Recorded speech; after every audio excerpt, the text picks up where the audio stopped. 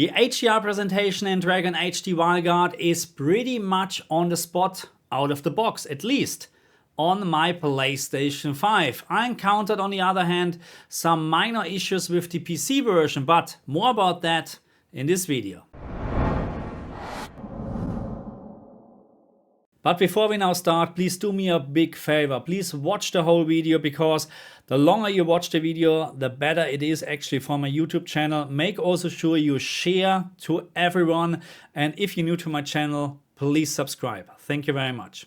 But as always, first things first. On the PlayStation 5, and I'm pretty sure the same counts for the Xbox, this game, Dragon HD Veilguard, supports the HDR system level calibration. That means all what you have to do is to follow the instructions on the screen and you're good to go. And what I found is the HDR system level calibration on the PlayStation 5 works just perfect. I calibrated the PlayStation 5 for my LG G2, and what I'm getting is almost 1000 nits maximum peak brightness in specular highlights.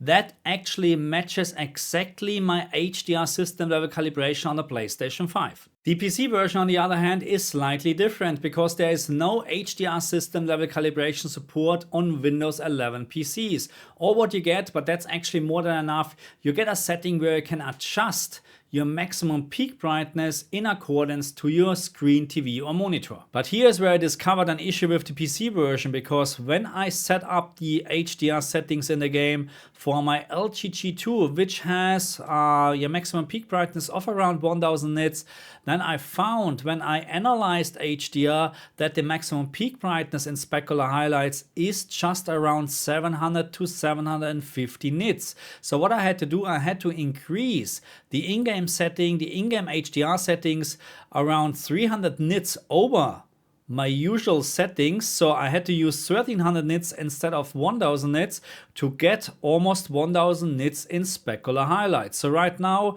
I think that's just a bug. I hope this gets fixed soon, but keep in mind, right now I would recommend follow the instruction on the screen, but then add 300 nits on top to make sure you get the maximum peak brightness in specular highlights. And now let's move on to the other settings what we have in the game. We have brightness and contrast, and standard factory setting is 50, and I found this setting, or the standard factory settings, are actually quite good, but we can make it slightly better. And what I would recommend is that you don't touch the brightness setting, because in my opinion, the brightness, the average picture brightness in Dragon HD Veilguard is actually pretty good. So on my LG G2 here with HDR enabled, I didn't find it too dark. But if you like it a little bit brighter, I would rather use dynamic tone mapping on or something like that.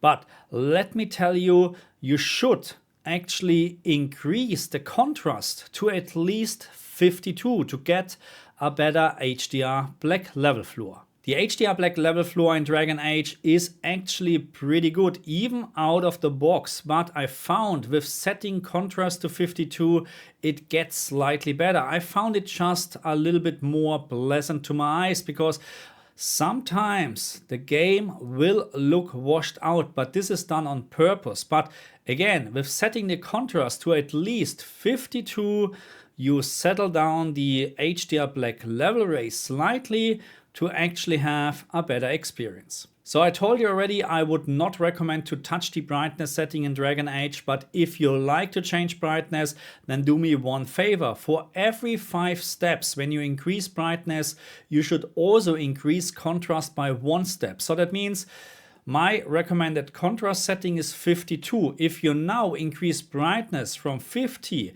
to 55, you should also increase contrast by 1 step. That means 53 and so on. If you now use brightness set to 60, contrast setting should be 54 and so on to make sure the HDR black level floor is always top, because as soon you increase brightness, you will also lift the HDR black level floor. Okay, my friends, so that's it for this video. I hope I didn't miss anything. I know this video is very short, but hey, I'm struggling with time right now a lot actually. Okay, so do me the favor, please watch the whole video, watch it twice, share it with all your friends, make sure you subscribe, because The more views I get, the more subscribers I get on videos, the more I'm feeling encouraged to actually continue doing YouTube, and I really like doing that, okay? Thank you very much for watching me. I'll see you guys next time. Bye.